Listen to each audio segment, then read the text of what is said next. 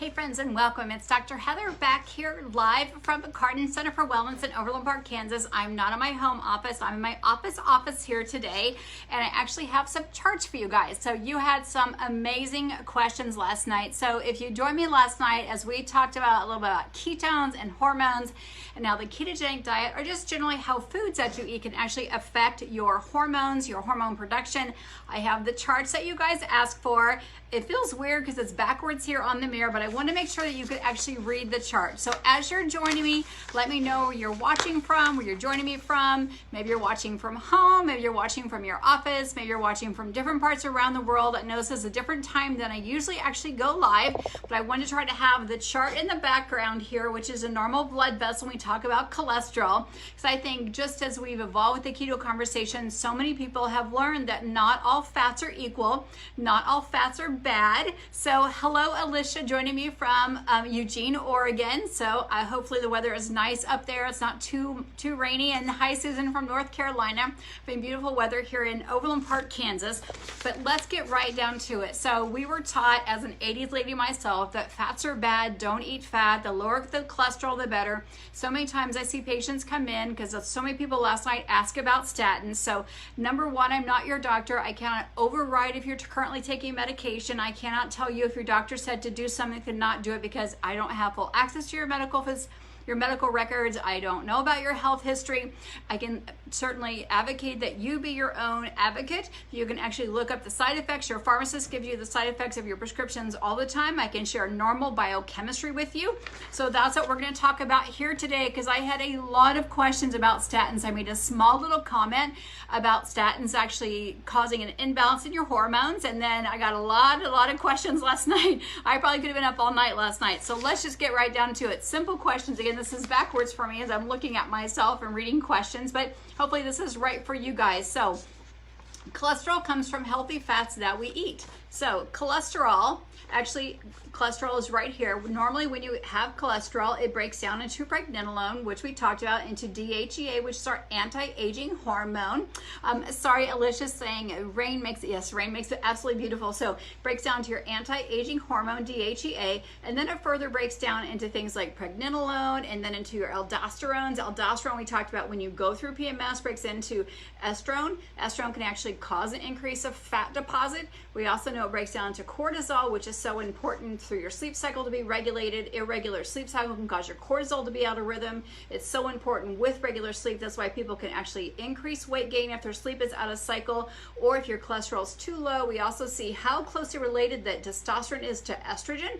We talked about aromatase being esterase synthase. So when you have a lot of carbohydrates, you see that carbohydrates actually increase estrogen synthase. So you can actually lower your testosterone by increasing those estrogen foods, like we talked about things like dairy and soy, other things that are phytoestrogens. So I'm not going to go too deeply into that. But if we zoom back over here, when you take something that stops cholesterol production, and that's what a statin does. Statin simply works by blocking an enzyme that stops you from producing or lowering the amount of total cholesterol available to you in your bloodstream. So what it does is it blocks an enzyme right above here, and I wrote it in. Hopefully you guys can read that. It's called malonic acid, or it's just methylate acid. So the statin blocks HMG coenzyme A. So it's right here. So it works right above there. I know it's backwards. So a statin simply blocks, here you can see I wrote it in, statin blocks the cholesterol from happening. So if you block the cholesterol, you block your anti-aging hormones, you block things like your energy producers like cortisol, you block all the rest of those hormones from actually being broken down.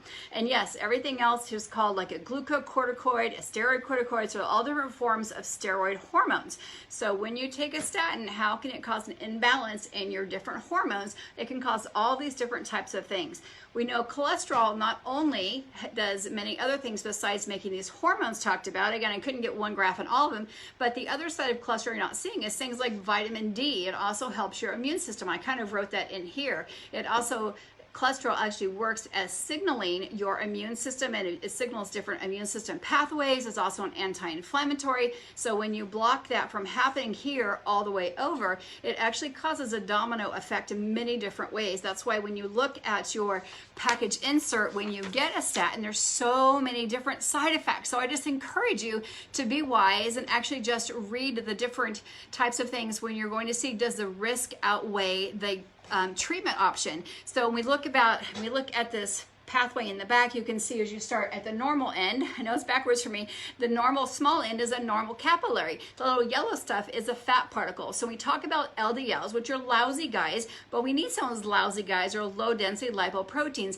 What we've learned over the last 5 or 6 years is not all about the number, it's the size of the particle. So think of a colander or a strainer. So that's what the membrane is, the basement membrane. I can probably get over here and roll over here for you if you can hear me. So this layer right through here, it depends on how thick and how sturdy it is. If it's nice and strong, then fat molecules, and especially the big ones that are buoyancy, can just bounce right through the capillary, it can pass right through and get excreted, or fermented hormones that it needs if it's a good fat steroid for you or a good type of cholesterol. But if it's a bad guy and it happens to be small and get through the cracks and fall into the cracks, that's what we call leaky gut. It falls into the cracks, it starts to build up, it starts to weaken the membrane, and that's where you see the brown area towards here. It starts to weaken the membrane, it starts to thicken it up, and then that's how clots get dislodged. So again, when you're talking about what can cause things to actually happen when you're taking a statin, I don't want this to be anti-statin, but we definitely talked about, what happens when you take a statin. Does it cause hormone disruption? Yes, it can cause an imbalance of your hormones because you're not able to make enough. I with all the research I do, I think a good healthy number, again, it's backwards for me, should be around 200 total cholesterol. Your HDL should be nice and high because that tells us if you're exercising and moving enough. Those are your happy guys.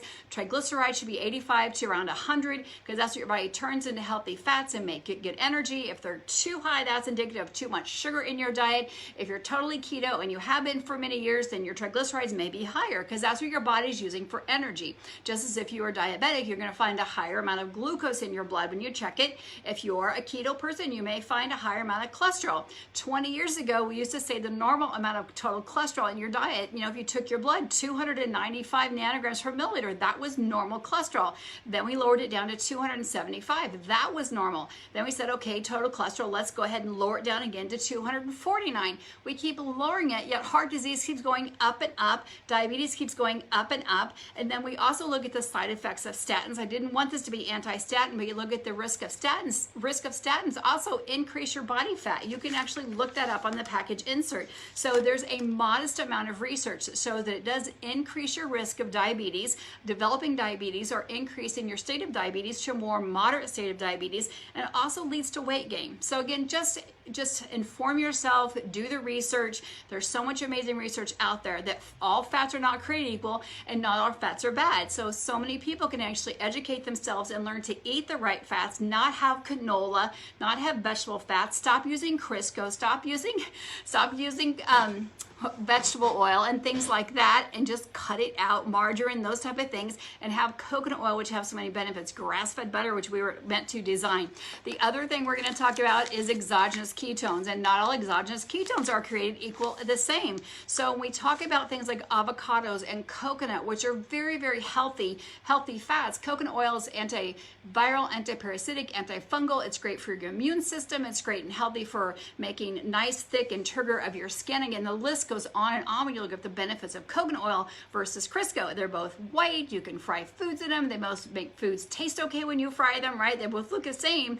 In a challenge test, I might even taste a little bit the same. Of course, the coconut might be a little bit sweeter. However, one's going to do what we see on the back wall. The other one's going to make you much healthier, which is a coconut oil. So when you talk about exogenous ketones, it's the breakdown of the healthy fats, whether it's avocados, coconuts, nuts, or seeds. It's a salt that is broken down when you get it, just as if you're going to eat spinach and you're going to wait for the breakdown to be iron or B vitamins, you're getting the end of that. So when you look at exogenous ketones, and I only speak of Proven's exogenous ketones, number one, I am affiliated with them. I'm a promoter. I do have a referral link or sample packs if you want to get them. I want to be 100% honest with that. I don't make any money from doing education here with you. Just to be 100% honest, people ask me all the time, no, I do not get paid for doing these Facebook Lives. I want to help you understand what's out there on the market and help eliminate some of the confusion out there.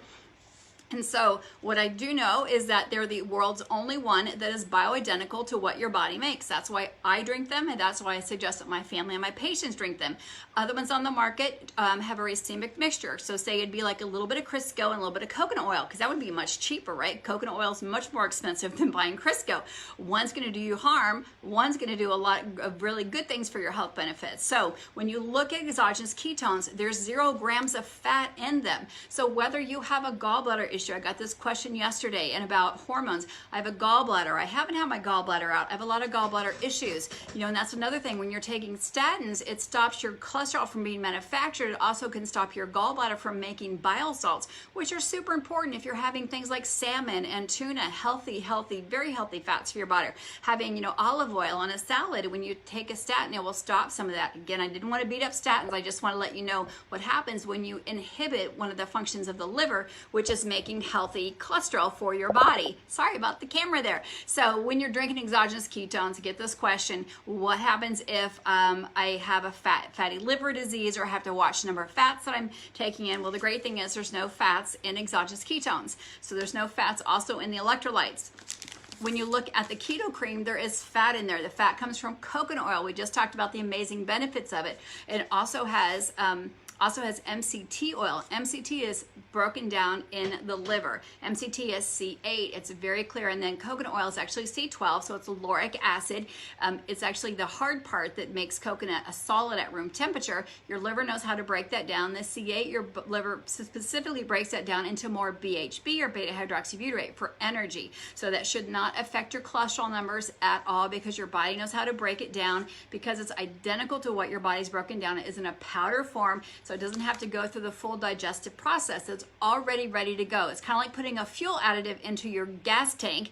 It's already ready to go. Just put it in there. Hopefully that makes sense for you guys. So someone's asking about kidney transplant as well. So again, check with your healthcare provider first, but they are water soluble. So knowing that exogenous ketones are water soluble means that you don't have to have any bile salts.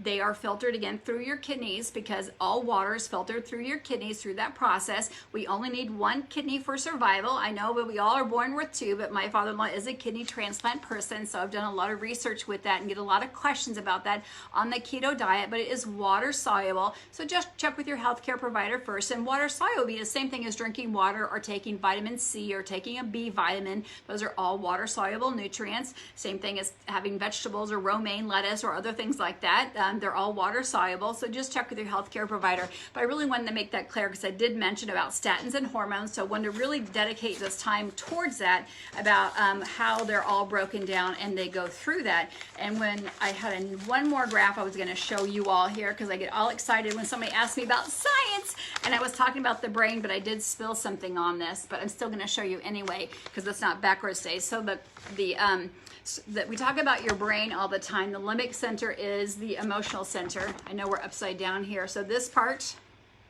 is all your brain till we get to the thyroid. So the upper part is all your thyroid. So the anterior pituitary, I always talk about the hypothalamus. I point to the back of my soft spot and talking to the pituitary. So the limbic system is the emotional part of the brain. I'm backwards on here, sorry. The emotional part of the brain. So we have the hypothalamus talks to pituitary, and then we have the emotional part of the brain. That's why stress is so important when it talks about how does it respond. So the emotional part of the brain actually talks to the hypothalamus, and then the pituitary talks about the releasing hormones to the rest of the body, like the thyroid, the adrenal gland we talked about, which also talks about a lot of the hormones that are being released from the thyroid to the ovaries, to the gonads, to the DHEA, to cortisol, to the things that are made in the liver. So if they're not able to be made, they're not able to be released. We also see how important water is to the body when we start talking about the differences in that. You guys can tell I'm new to using the chart backwards. I'm much better when it's on the same page or up on the slideshow. So thanks for bearing with me here, and I won't go much further than that. But can someone please help me with adrenal fatigue? Karen, I have a great video on adrenal fatigue on my YouTube channel. Just go to Ask Dr. Heather, go to playlist, and go to health and wellness, and I have about a 25-minute video on adrenal fatigue. We talk about adrenal fatigue all the time. I just touched on it right there because it's so important about that. So watch that, and then ask me some questions after you watch it, or make a little list on that, and that should actually help you go through that. So I think the best thing to do is I do like a video I did last night and then come back and answer those questions that you had. Desiree says, what if I get lightheaded while drinking 2 a day? So 2 things can happen, Desiree. I think you're talking about exogenous ketones. So normally I want to answer product questions on the product page, because this is my personal page. So often what's going to happen, either you're getting dehydrated because ketones do an amazing job at pulling toxins out of your body. We also know it delivers 33% more oxygen, so you're getting a lot of oxygen to your brain, or you could be getting dehydrated and need more minerals. So if you're experiencing some fat loss, I'm changing the scale, that could be meaning that you need some more minerals. So just take a big pinch of sea salt and see if that helps the lightheadedness. Have some Mitoplex, the electrolytes, seeing if that helps. And again, that's going to tell you maybe your adrenals are off, or maybe your minerals are down because you've lost some fat loss. Or have some water, or take a nice bath. If that helps, then you know that you actually just need to drink more water. People make the mistake of going ketones and water. You need water first, then ketones. The minute you wake up, water, water, water. We lose a pint of water at night. This is 20 ounces. You lose almost this entire thing, a pint of 16 ounces at night while you're sleeping. So make sure you replace that water first when you wake up before you put anything else in your body, whether it's coffee or tea. Water first before you put it in your body. So I hope that helped clear up some questions about how you correlate, or how we were correlating last night. We talked about ketones and libido and ketogasms. We talked about that, about why people feel so much better because you have more energy, you sleep better. All those things are tied into why people are feeling it. People ask me all the time, why do I feel so much better on a ketogenic diet? Carbohydrates cause depression, they cause blues, they cause anxiety. And with that being said, tomorrow kicks off a 30-day of kindness campaign. I want to know right now who is in. Give me a big high five. We know that November 14th is National Kindness Day. So let's start tomorrow, 30 days until November 14th, 30 days of kindness. That means all you have to do is say hello to someone, wave to someone, do some random act of kindness. You can maybe buy a coffee if you want to or not. It kind of started with that. But November 14th is National Kindness Day. Whether you're showing kindness to someone or someone shows kindness to you, it releases these natural endorphins in our brain, things like serotonin, dopamine, oxytocin, things that we all need to make us feel happy or more joyful, because we know even before COVID, but now since COVID, there's a rise in anxiety, depression, and suicide. It's a real problem in all age groups. I'm talking teenagers, middle schoolers, 40-year-olds. There is a huge rise in anxiety, depression, and suicide. So let's do something about it. So if I tell five of you, at least 5 of you, 50 of you, and you all help tell 5 people and challenge 5 friends to do something every single day, to say to 5 people every day and say hello, hi, drop a little note, put a little sticky note on somebody's house, somebody's car, something at the grocery store, even just picking up something. I know sometimes for me, if someone just offers to return like the big cart, because I have to use those carts when I shop, that's a huge thing for me. I'd like, how awesome is that someone's kind to me? So how many people, because they're wearing masks, can't tell if somebody's happy or sad or being nice or being mean or saying something underneath their breath? It creates a lot of paranoia for a lot of people. What would that be if you just pulled it down and just held your breath and smiled and waved at somebody 10 feet away? Like, that might just change a day. I know my mom is in her 80s. She is just turning 80, and she's like, makes a real statement. I notice that now. It's often really hard to tell. My mask is over there, but when you can't read someone's smile, you can't read their body language. So 5 a day, put your hands up high if you're going to join me in National Kindness, 30 days of kindness now. Hashtag Kindness Day, which is November 14th. If you do hashtags anywhere, make a post, tag some people 5 days every day, maybe 3 days every day. Let's make a ripple. If you have somebody in another country, share them with them. Say, hey, let's join in this. Let's make a difference, because it has significantly increased since March, since this whole COVID thing happened. So let's make a difference, guys. And again, thanks for joining me. Hopefully I clarified your question about cholesterol and hormones, and clarified your questions about cholesterol and exogenous ketones. They should not affect your cholesterol in any way. Actually, it should help your bad cholesterol, because ketones do take away cravings. So if you have a non-alcoholic fatty liver disease, which is caused from too many processed sugars, eating consumption of too much sugar in your diet, and now you're finding that ketones help create satiety, so you have less cravings, you feel fuller, quicker, and longer. You're not craving, you're doing intermittent fasting, so you're not eating those late hours of of the night, which also lead to non-alcoholic fatty liver disease. It's actually helping your healthy cholesterol be higher because now you feel better, you have better energy, you're out exercising, you're walking more, you're craving less sugary food, and you're feeling better about yourself. It's actually going to help your overall healthy cholesterol balance out much, much better. But I did want to clarify my statement about statins. I probably over-talked it again.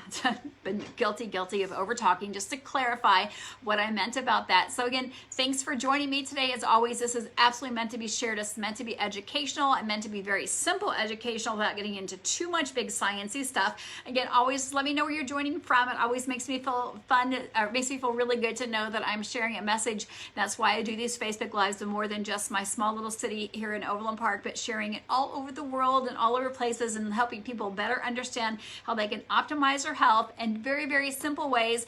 And the next 30 days, we're going to show what kindness really means. So I want you to turn up the positivity, make happiness brighter, and let kindness be shown wherever you go. Again, this is Dr. Heather saying have an amazing, amazing day, and I'll be seeing you very, very soon. Our next Facebook Live will be with Lori, and we're going to talk about hair loss and dietary lifestyle changes. I think it's going to be Thursday, guys. Stay tuned. We'll talk to you later. Bye.